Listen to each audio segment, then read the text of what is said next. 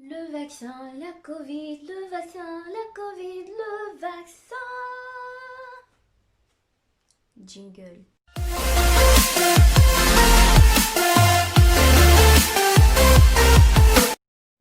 Hello les précieuses, j'espère que vous allez bien. Moi je vais très bien, très bien par la grâce de Dieu.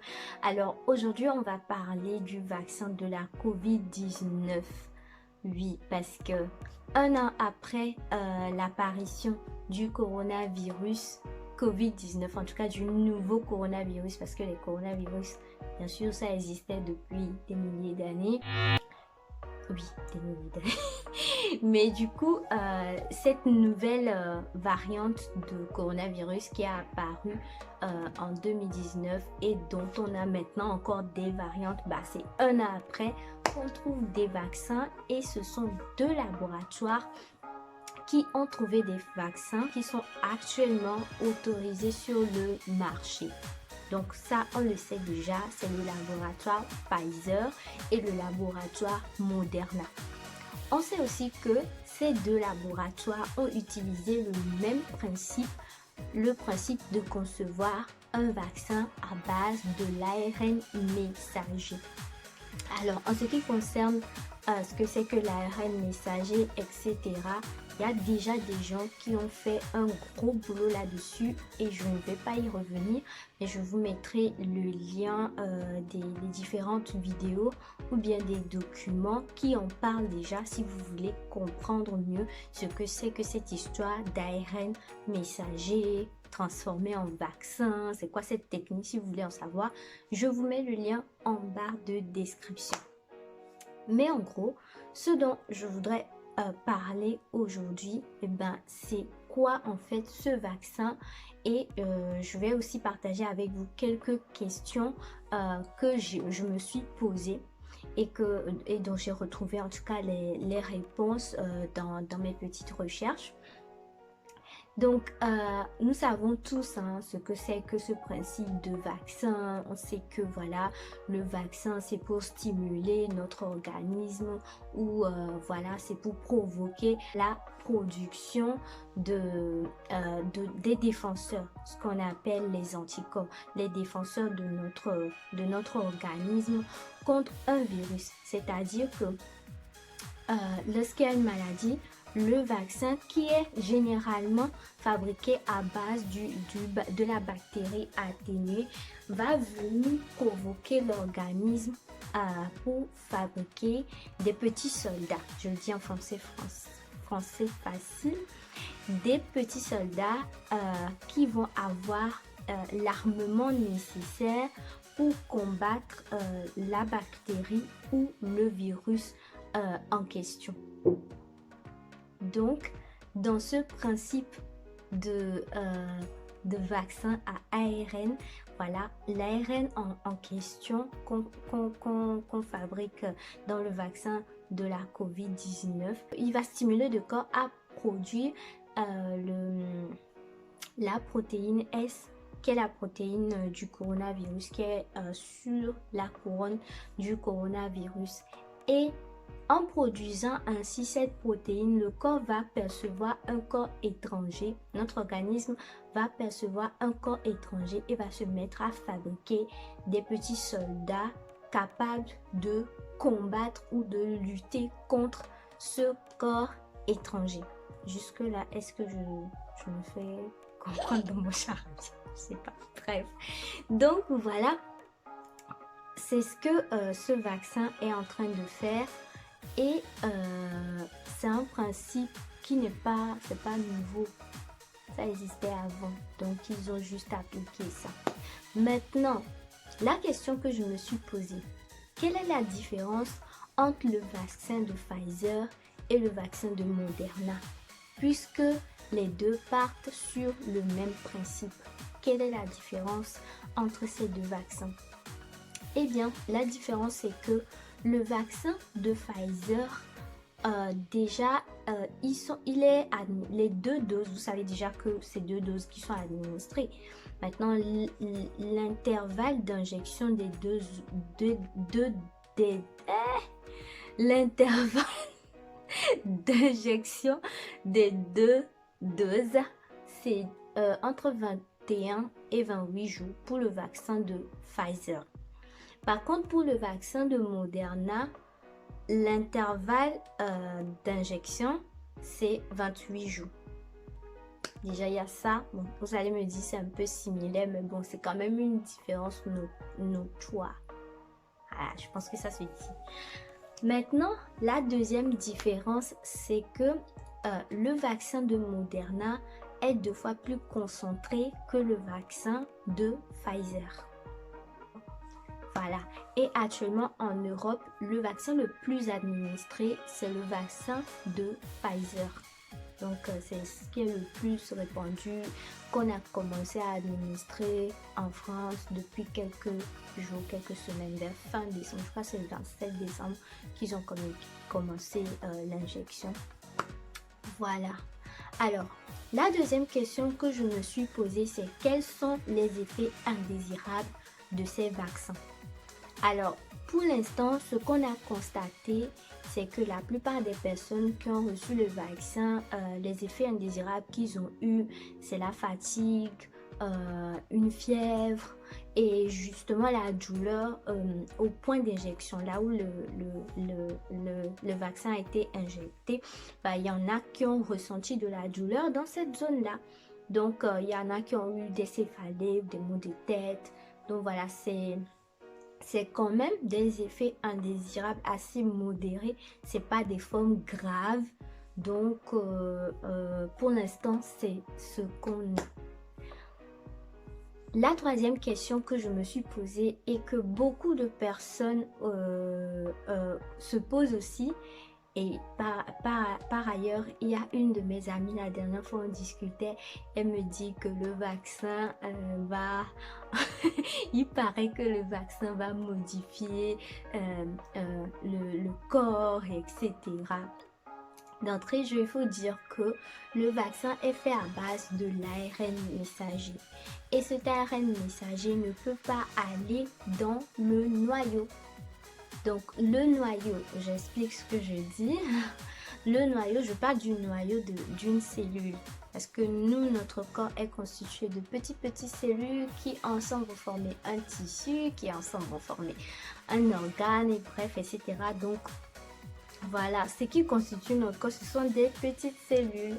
Et dans ces cellules, dans chaque cellule, il y a un noyau. Et dans le noyau, c'est dans ce noyau que est fabriqué l'ADN.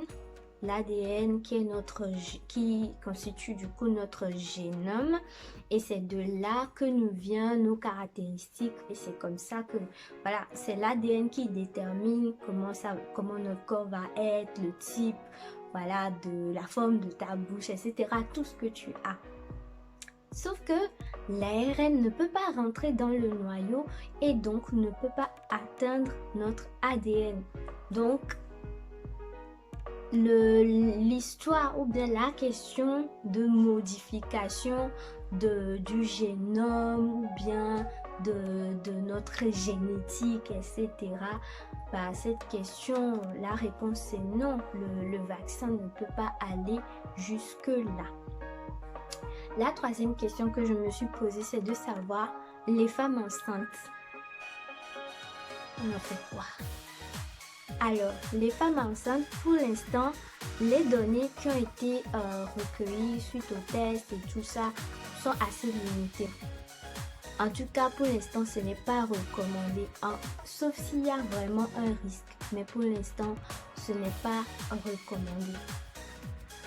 Une autre question que je me suis posée par rapport à ces deux vaccins de la COVID-19, c'est de savoir si cela empêchait du coup la transmission. Est-ce que disons que voilà, tout le monde se vaccine et puis fin de la COVID.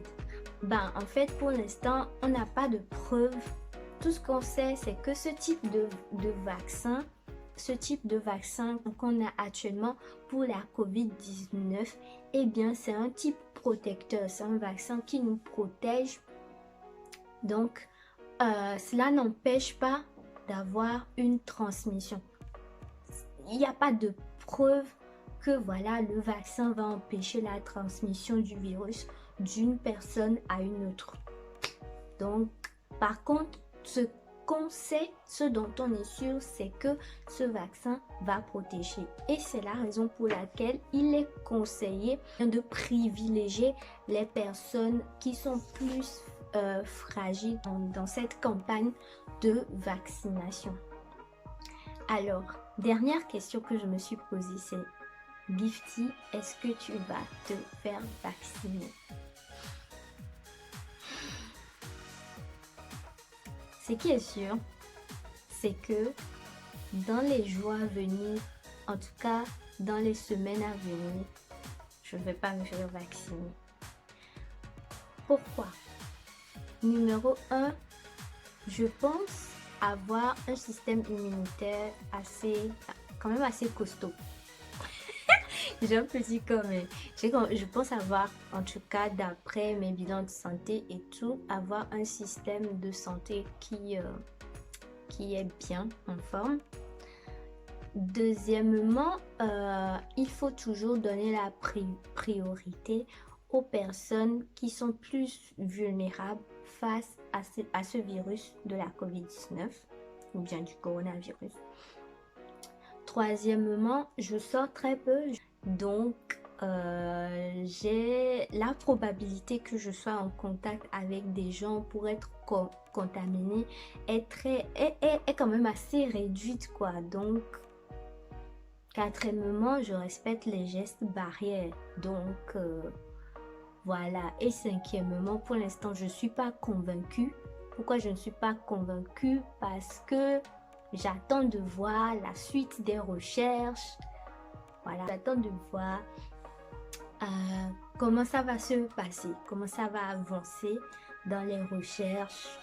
Qui sait, peut-être demain on sera vraiment au top quoi, de ce qu'on a aujourd'hui.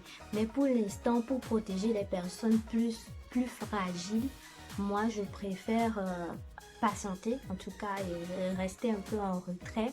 Et voilà, permettre à ce que ces vaccins soient injectés à des personnes qui en ont vraiment besoin,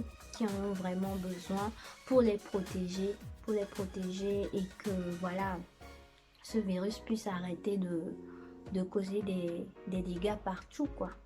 Mais d'ici là, on continue par respecter les gestes barrières, on continue par voilà, appliquer les recommandations sanitaires données par le gouvernement. Pour l'instant, en France, la vaccination n'est pas obligatoire. En tout cas, je dis pour l'instant, quote and unquote. Donc, alors, un petit point sur l'Afrique. J'ai eu récemment un mail disant que le Togo espère recevoir le vaccin de Pfizer. Donc voilà, on va voir ce que ça donne.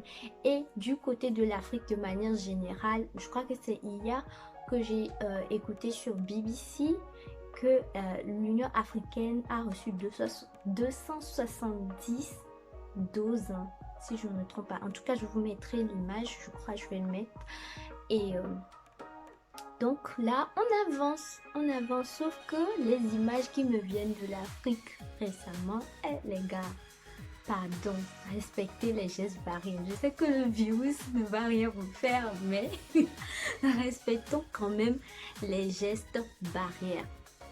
Et voilà, là-dessus, je vous souhaite une très bonne journée. Et on se dit à très bientôt pour une nouvelle vidéo. Et voilà, je vous fais un gros bisou. Portez-vous bien. Tchuss. Hey. Ça va, t'as aimé? Ah, t'as cliqué sur le like par hasard? Non? Oui? Ah, tu l'as fait? Ok, super. Et sinon, tu t'as pas oublié de laisser un commentaire, non? Tu l'as déjà fait? Ah, bravo. Attends, tu t'es abonné par hasard? T'as cliqué sur le petit bouton rouge, subscribe. Ah oui, ok, bah c'est super. Donc, t'auras la prochaine vidéo automatiquement. Ouais, ok, super. Et juste une petite faveur. Est-ce que tu pourras partager dans ton réseau par hasard, si ça t'a plu, bien sûr? tu me comprends, tu partages le lien, c'est juste un clic. Voilà, à la prochaine. Merci.